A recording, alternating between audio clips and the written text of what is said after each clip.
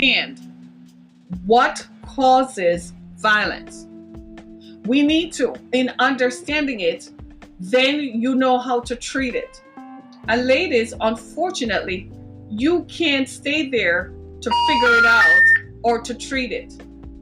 You can't stay there long enough to try to mobilize or try to think that you can apply remedies.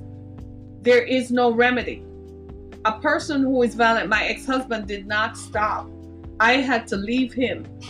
Otherwise, he was going to kill me. His obsession with killing me and controlling me was such.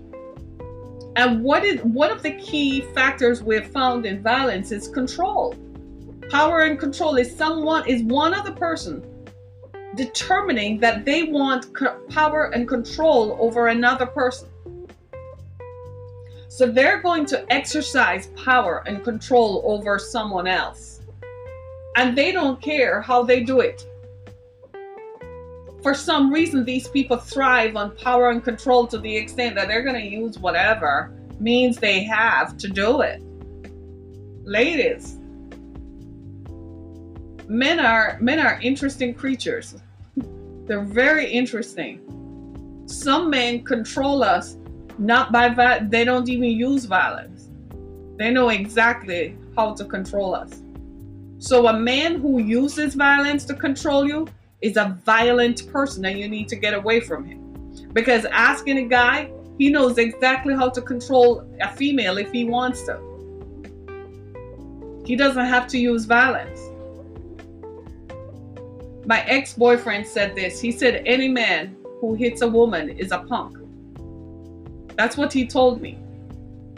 And he said, if that were to happen to any female members, any female relative of his, they'd have to deal with him. And frankly, when I looked at him when he said it, I was like, well, you know what? I trust you. When he met me and he knew my story, one of the first questions he asked me is, where is he now? I was like, it's okay. I was like, it's okay.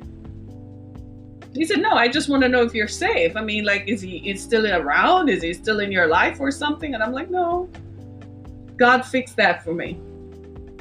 Right? Violence is violence is violence, and violent behavior is repetitive. This 18-year-old kid who killed his 20-year-old girlfriend had been arrested before. Guess what? On what? Say it. Domestic violence. Yet the woman around him, his mother, was going to help hide evidence of a murder. Luckily, the cops pulled him over and found the girlfriend's body in the car. Like a slam dunk for a prosecutor right there. Because they were going to say he doesn't have anything to do with it, he doesn't know anything, and it's all circumstantial against her son and blah, blah, blah. Ladies, stop it. Family members, you know your male family, you know some of your sons and nephews and uncles and brothers, you know they're violent. Stop putting up with it. Stop condoning it. You're sitting there, you see them beat up their girlfriends, beat up their wives, you know that, and you see them show up with a new girlfriend and you don't say anything. Talk to him. And for the love of God, this societal pressure that you must have a man. You know, I had a sister who said that once. I kid you not. Her kid was sick. And I showed up at the hospital. You know what peeved me off that day? I canceled a client meeting because my niece was very ill. And when I showed up, she said, well, you know, you haven't brought a man around, so you must be, maybe someday you're going to bring. I said, the devil is a liar. I said, you're accusing me of being a lesbian? I couldn't believe it. Because I don't do what you do, run from one man to the other and run around with different men. You see what I'm saying? The societal pressure. What if I had caved into that pressure? I can't believe this stuff. I couldn't believe it's a sociological concept. And I couldn't believe that I was living it. I found myself smack in the middle of it. I looked at her and smiled. She's a wreck today. Smoke and drink like it's going out of style. Why? Because of the same concept. She's one of those people who believe you must have a man. So they come in and out of her life. They're interchangeable. Like every 30 days is a new one. I kid you not. Why? because there's this thing, you must have a man. Like having a man is some sort of validation of your femininity. Ladies, it is not. And men, you guys who are watching me and who are listening to me, I am imploring you to please share with your female family members that having any man is not the ideal. Having the right man, the right person is the ideal.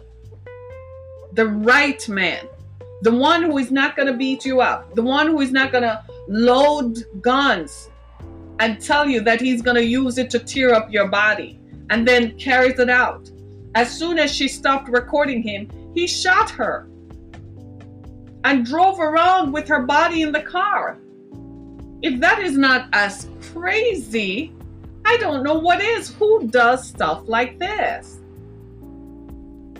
Do you see what I'm saying? And somebody on my timeline was asking if he's white. Dude, we got it here, white and black alike.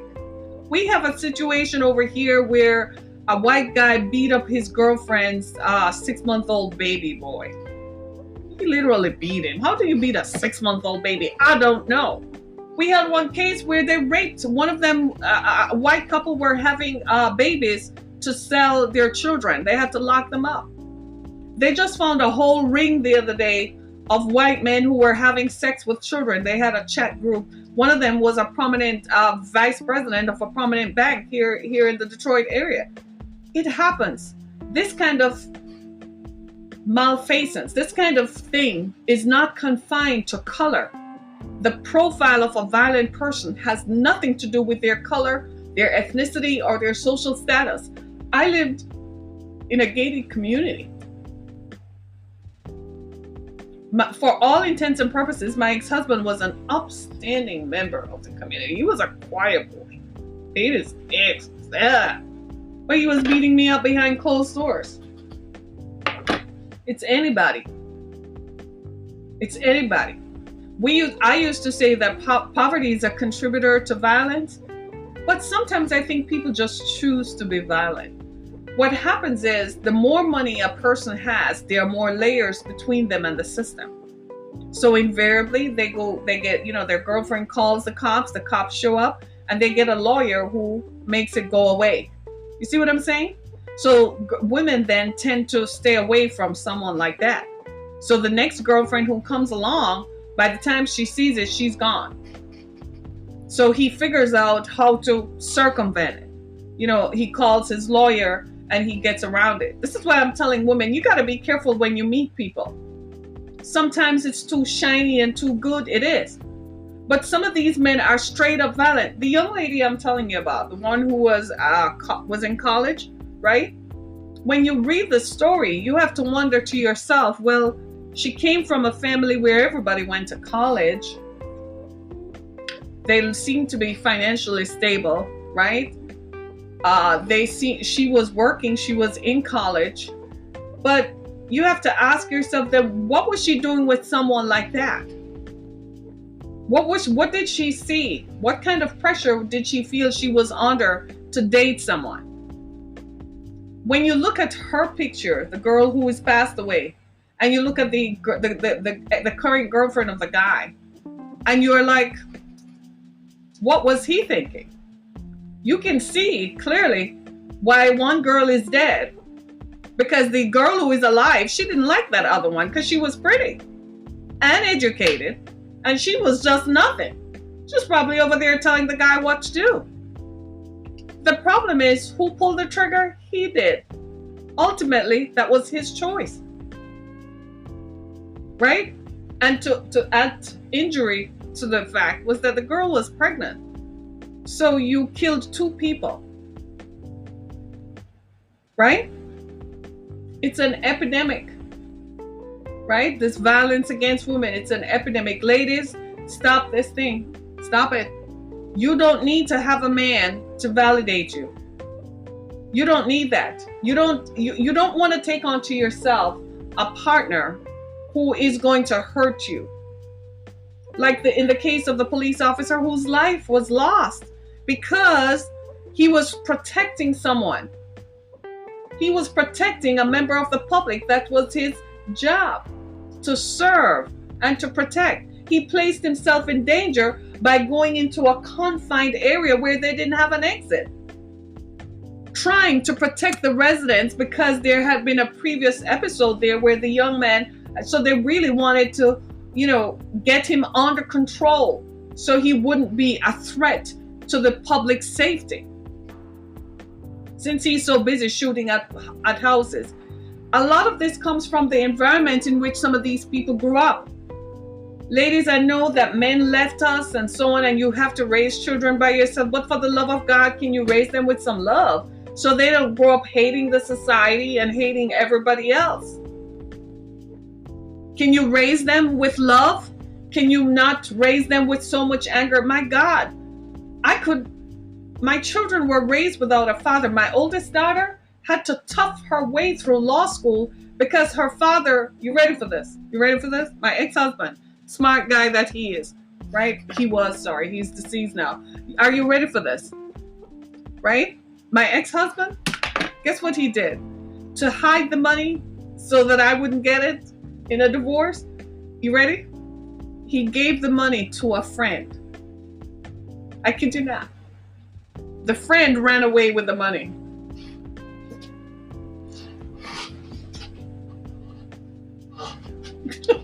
Are you hearing me?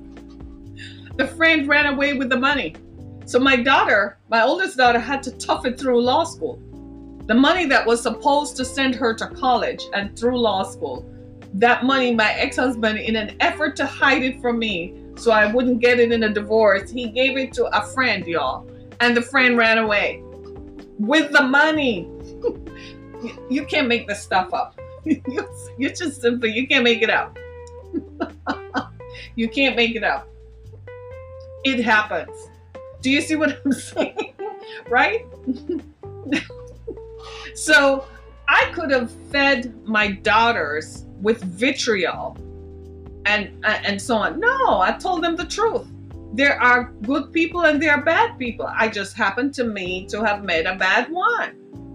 But there are good people out there. I continue to reinforce that and say the evidence is not really backing it up because maybe I just had a series of bad experiences. I don't know. Maybe I need a cleansing, or something. I don't know, people, right? So the evidence is not supporting my claims that they're good people personally, but I point to a number of other experiences, but I'm like, I really can't attest to it because I don't live it, right? But that doesn't make them go around and be angry, shooting the place up, and being angry and violent and cursing expletives and so on. At their nature, my two daughters, they're very kind people. They're very calm people and helpful people at their very nature. They're sweethearts. They're going to find some good men and I raised them to be someone's wife. Do you see what I'm saying? I said, you're not going to be my daughters forever. I raised them how to be a wife. This is what you do. This is how you behave yourself, conduct yourself in a relationship, conduct yourself in a marriage. I raised them that way. Now, did I have good experiences? No. But do you think I was going to poison them with the negativity of my experiences? It was not fair to them. What am I saying? That a number of women who had bad experiences with men poison the children with their bad experiences, so the children grow up angry. I'm not trying to explain why this 18-year-old young man took up a gun. He knew what he was doing. He was old enough. After you turn 8 years old, you know right from wrong. I'm not explaining him away. No way, Jose. I think he deserves to be put away because he took someone's life. That 20-year-old girl does not live today. She's not breathing. Her father and her mother have to cope for the rest of their lives with the loss of their child. Just like the other 21-year-old young lady, whose parents for the rest of time have to live with the loss of a child and a grandchild at the same damn time. For the rest of time, these families are going to go through this holiday season without their kid, without their children. That police officer, next Thursday's Thanksgiving. His wife is not going to have her husband at her Thanksgiving dinner table. She's not going to have her husband to help her put up the Christmas tree, put up the Christmas lights. Today, those two young women, their families are going through their clothes, looking at their toothbrushes that they used. They're never going to use them again. They're going to have to choose a clothing to take down to the funeral home to dress them in and to put perfume on them and the makeup that they use. Come on, somebody. These are people's lives. That police officer, that wife has to go choose. They're going to get him in his dress uniform. She has to go down to the funeral home to go see her husband laid out on a slab because of the carelessness of another guy who was careless with his own life. The police chief said it. Apparently, he wanted suicide by cop. So he put himself in a situation where when the cops came down the stairs, there were just 4 cops were just going to open fire on him. The police were not going to do that because I don't blame them. Nobody deserves that. So instead, he shot one of them, and the bullet, he shot them deliberately, intentionally, in his neck. And you expect me to say that, oh, he was just a misguided young man. No, he knew what he was doing when he picked the gun up. He knew he was going to shoot someone, and he was prepared to take the consequences. Well, I think they need to bring the death penalty back to Michigan.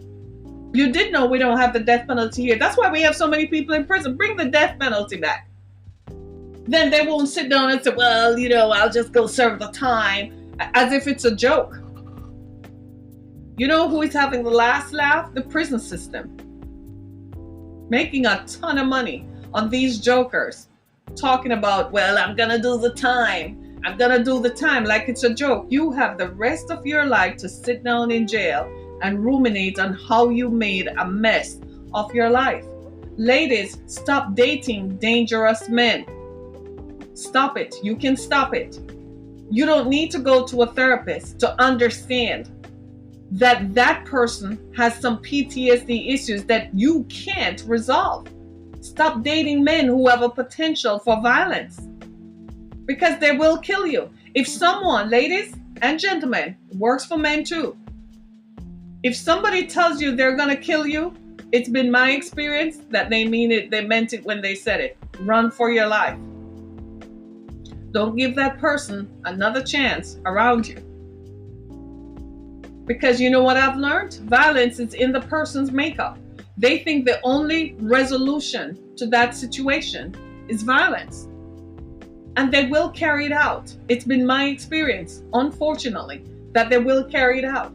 Get yourselves away from violent people. If you have friends who resort to violence, even if it's just your friend, they're always violent and always think everything should be resolved with a gun. Get away from those people. Right here in the Detroit area, especially in Detroit. The police chief of the city of Detroit issued a statement the other day, just a day before the cop was killed. Can you believe it? You know what he said? He said, I don't know what else to do to people, because he said, I don't understand why every dispute has to end with a gun. Why can't people de-escalate? Why can't people resolve their conflicts? As soon as they enter into a conflict, the first thing they think of doing is being violent about it. It happens all the time. You know how you and I are, right? It's like I don't even like going out in public much anymore, because sometimes you're sitting in a restaurant and you see people start throwing stuff down and start acting out, and your eyes become like, are they going to be, go postal any day now? Because it seems to me today that people enjoy conflict and that people don't know how to resolve conflict. Can't we sit down and talk? Yeah, I'm going to get angry because whatever happened is not, fruitful, But can you talk it out instead of picking up a gun? It's like the ultimate power symbol is a gun. We have such a gun culture. It's like, I'm going to exert my power over you, and I'm going to show you that I have power over you. So I'm going to pull out my gun, because my gun is my symbol of power. The devil is a liar. Every day. All day. What on earth? So now we have this community is about to bury 2 young women and a police officer who died trying to save another woman from getting killed by a violent boyfriend. That's what he paid his life for. Man, I am telling you, ladies and gentlemen, ladies and gentlemen, ladies and gentlemen, ladies, the pressure that people are putting on you to show up with a partner, cut it out. If you have friends who are telling you, girl, you need a man, tell them go take a hike. Do not associate with people who are violent. I don't know what else to tell you. Go to college, y'all. If you're in your if you're 20, 21, and 22, you should be on a college campus, getting ready to graduate. Chances are, if you're doing that, guess what? You are going to place yourself in a trajectory that will change your life. It is going to do what? It's going to put you outside the scope of people who are violent and who have a propensity for violence. Do you see what I'm saying? So tell your young people, go to college. If you are between 18 and 22, you ought to be in college. They ought to be in college. Not going to college, you're going to pay for it. Even if it catches up with you later, you're still going to pay for it. It changes the whole trajectory of your life. Say amen. You're all nodding your heads. Amen. I hear people say things like this all the time. Well, college is not for me. Says who? Says who? It gives you something to do with your mind. It teaches you discipline. Discipline, because in order to pass the subject, you have to what? Study. So it teaches you that if you want something good, you have to put the effort in to get the desired outcome. So it teaches you discipline and patience, which is something a lot of these young people don't have. They're fired up with violence. And yes, some of them at 18, I dare say and imagine that he must have had some issues in his background that are contributing factors to him exhibiting violence. But ladies and gentlemen, there comes a time when you have to take stock of yourself. Like I told you, my ex-husband did a really whack job on me. That man really beat me up. And he enjoyed it. I guess what he was trying to do was teaching me thinking that I was going to erupt in violence. He used to tell me that when he was finished with me, nobody would ever want me. I kid you not. Yes, he did. He said he was going to ruin my face so I would be marred and scarred and ugly for the rest of my life. I kid you not. He did say that. He did say he was going to reconfigure my face. He was going to slap my face around so not even plastic surgery could fit. He did all kinds of things. He used to hold my face and slap me in the door jamb. I never hit him. I never kicked him. I never slapped. I told him he was beneath me and he was not going to make me react like him. It just isn't in me. If it is not in you, it's not. So ladies, why are you attracting these violent people to you? They're gonna hurt you, like we saw in the case of these 2 young women. According to the Macomb County prosecutor, this is the 6th murder case. I'm going to go in a minute. I got to go. And I'm going to go get some chocolate. This is the 6th murder case from domestic violence in 2 months, according to the Macomb County prosecutor. A police officer died trying to save a young woman from certain death at the hands of her boyfriend.